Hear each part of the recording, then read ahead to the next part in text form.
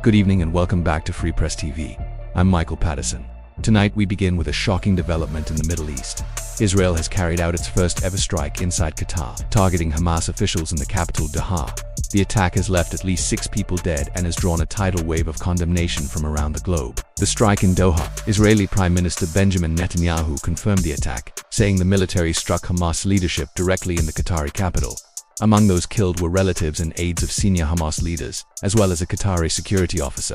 The strike comes as Hamas negotiators were in Doha considering a new ceasefire proposal, with Qatar itself serving as a key mediator. This attack is unprecedented.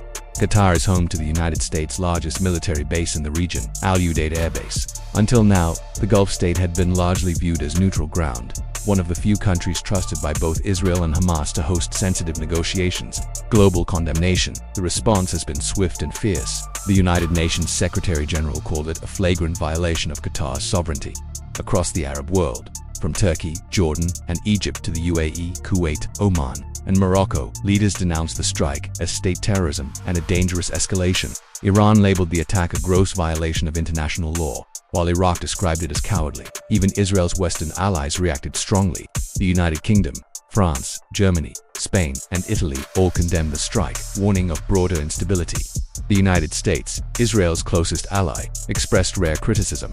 White House officials said Israel's unilateral action inside a sovereign ally's territory undermined peace efforts. President Trump personally called Qatar's emir to apologize and assured him such an attack would not be repeated. Qatar's emir Sheikh Tamim bin Hamad Al Thani blasted the strike as a reckless criminal act, while Prime Minister Sheikh Mohammed bin Abdulrahman Al Thani described it as nothing short of state terrorism. Regional tension and warnings. Reactions weren't limited to condemnation. Yemen's Houthi leadership warned that if Israel could strike in Doha, it could strike anywhere in the region. Palestinian officials called the attack a cowardly attempt to sabotage ceasefire talks. Lebanon, Algeria, and Syria said it pushed the Middle East closer to uncontrollable escalation. Why it matters. This strike is not just about Hamas, it's about geography, diplomacy, and sovereignty. Qatar has hosted Hamas political office since 2012 at the request of the United States, precisely to provide a channel for dialogue. Israel striking inside Doha is therefore more than a military move. It's a political earthquake. Analysts say this could shatter Qatar's role as mediator and strain its ties with both Washington and regional partners. It also raises the question: if Qatar isn't off limits, is anywhere safe from Israeli military reach, context, and escalation?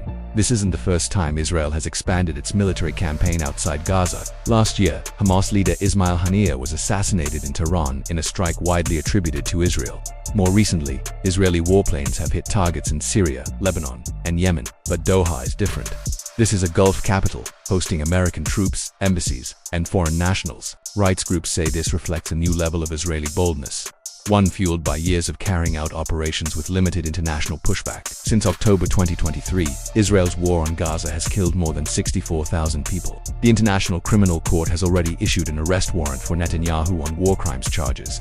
This latest action only intensifies global outrage. So tonight, the Middle East faces yet another escalation, one that could redraw the lines of diplomacy, security, and even US alliances. The world is watching closely.